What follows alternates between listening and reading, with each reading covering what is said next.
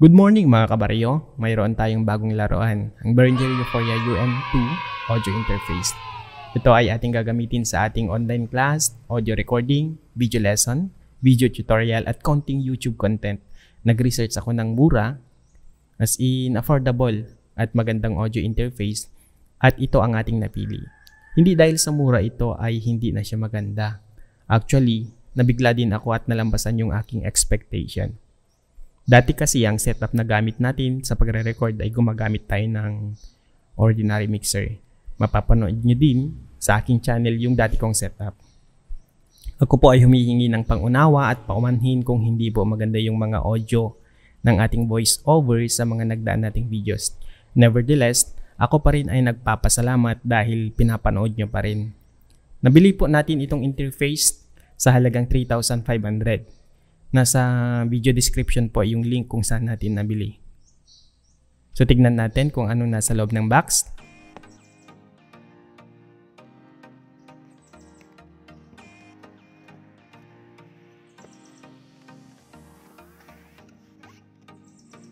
Mayroon tayong documentation na hindi naman natin babasahin and sticker.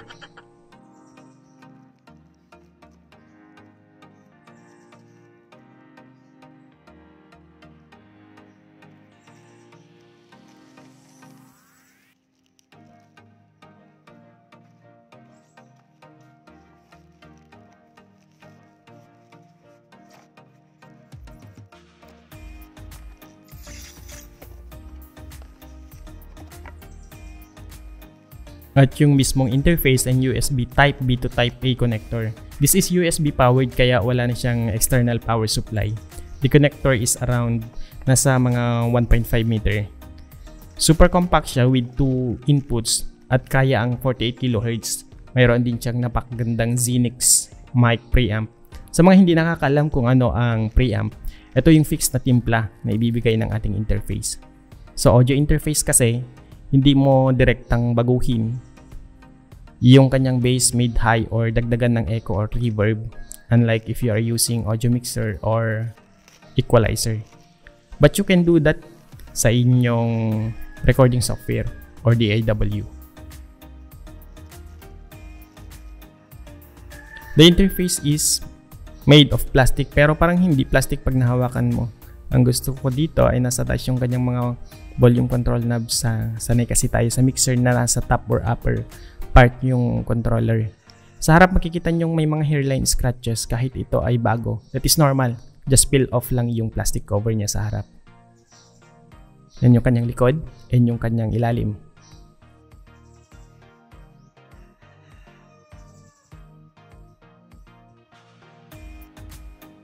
In terms of weight, hindi siya ganun kagaan, hindi rin siya ganun kabigat. Maihalin tulad natin siya sa almost isang basong tubig.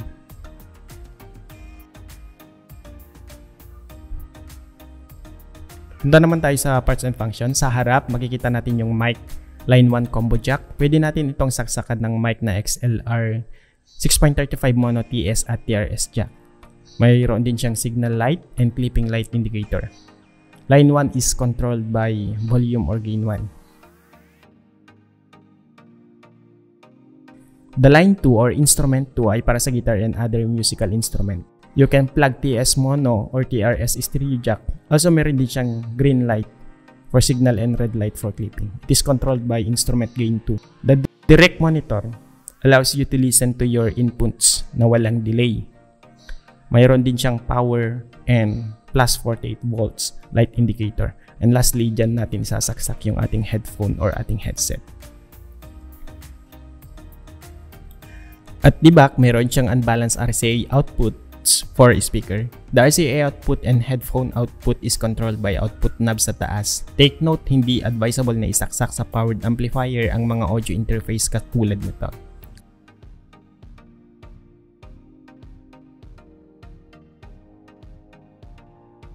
Obviously, natin isasaksak yung kasamang connector ng interface na ito. Nasa likod din ang plus 48 volts of phantom power switch para sa condenser mic. Kung dynamic mic ang gamit, ay i-off lamang ito. Mayroon din siyang Kensington lock. Yun, kuha.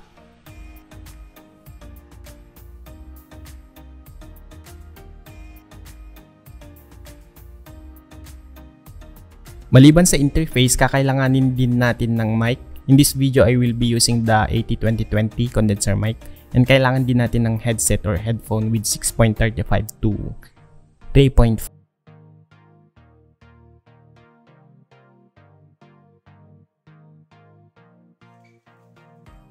Let's do the setup and installation. Dapat mayroon din kayong mic stand or mic holder. Ang harap ng mic na ito ay sa kanyang side. Kaya ganito yung pagkakaayos ko. Yan, ganyan.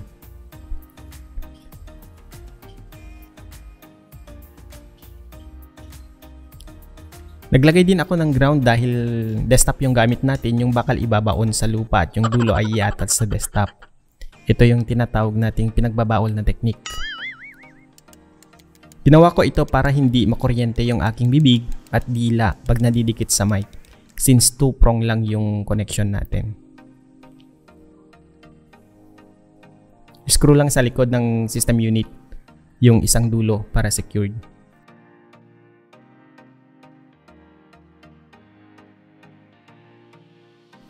Yung connector ng interface ay sasaksak syempre sa USB port ng ating PC.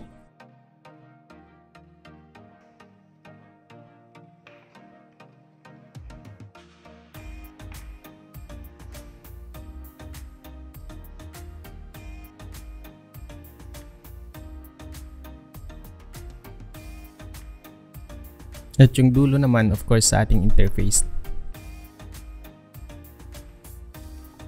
Use RCA connector to connect the interface to your speaker. Pero gaya ng sabi ko kanina, i-turn off ang speaker kapag nagre-recording dahil yan ay mag-feedback, especially kung condenser mic ang gamit. Instead, use headphone na lang. Ginagamit ko lang ang speaker kung manonood ako ng YouTube videos at ayaw kong gamitin ang aking headphone. Take note ulit, don't use speaker while recording. Use your headphone instead. Pero kung mayroon kayong studio monitor speaker, then okay lang, since hindi yun mag-feedback. I will turn on the phantom power on since ang mic na gagamitin ko ay full condenser mic. Pagkikita mo sa harap yung light kung active yung ating phantom power. Kung i-off ko naman, yung power indicator lang umiilaw. Ayan.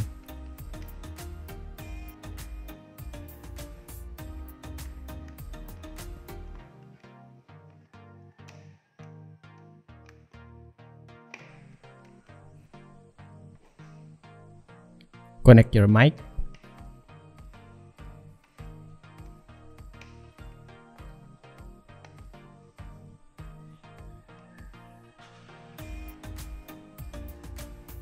Sa kabilang dulo ng RCA ay sa ating speaker marked as input. Ang speaker na gamit ko ay may sariling on and off. At i-off ko muna.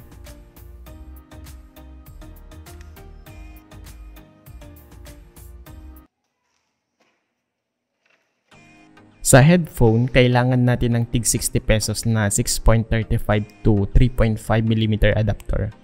Pag nag-record na, kailangan hindi umilaw yung clipping indicator para swabe yung sound. I-adjust nyo na lang. Pwede rin kayong gumamit ng ordinary headset, basta meron lang yung adapter na sinasabi ko sa inyo kanina.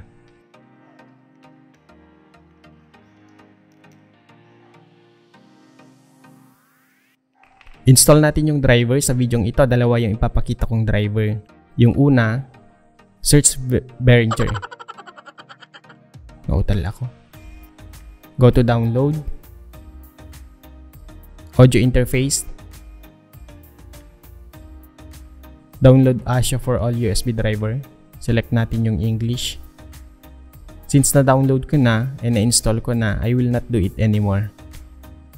If you don't have recording software or DAW, pwede mong i-download yung all software. Mayroon niyang free recording software.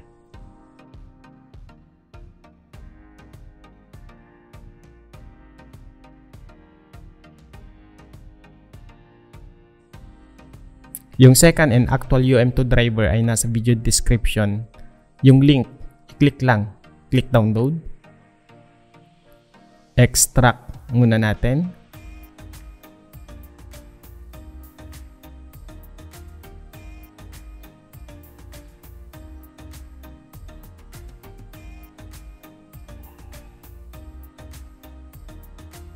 And then open yung file.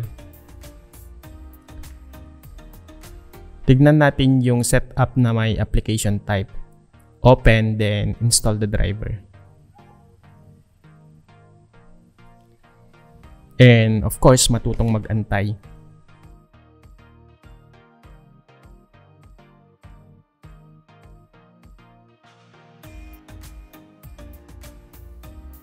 Click install.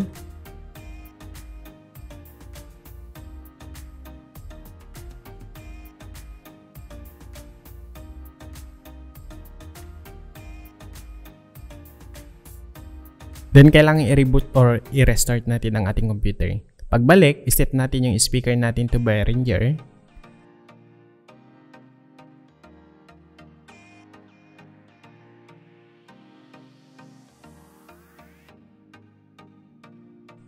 Input and output device must be Behringer. Sound setting.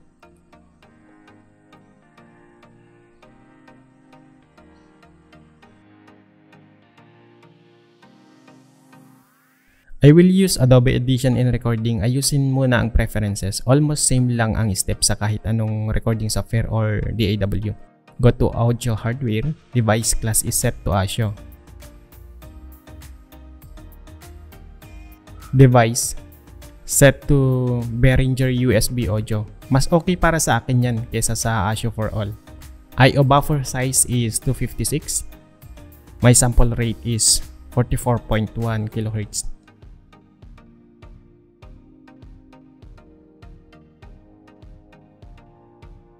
May konting trick kapag ka-stereo yung channel sa pagre-record. Baka magtaka kayo kung bakit left lang ang gumagana. Let us try. Sample rate is 44.1. Channel is stereo. And bit depth is 24.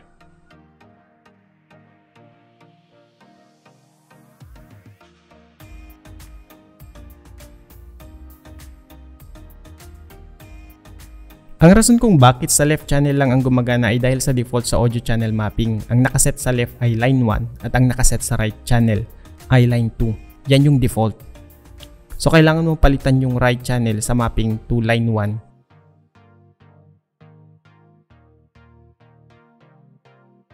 So kung hindi mo po yun babaguhin, yung ating input doon ay ganito siya. So iisa lang na channel. Sa left channel lang siya kasi doon sa kabila ay yung isa ay yung input instrument po natin, yun yung ating right. So this is the input na gamit yung ating line 1 or yung ating XLR mic. So yun, kailangan mong palitan yung right channel sa mapping to line 1. Same sila ng left channel sa stereo recording. Ngayon naman na, dalawa na. So, na-enable na natin yung dalawa. So, parehas na line 1 yung pumapasok. But we do have left and right sa ating stereo. Okay? So, ganun po.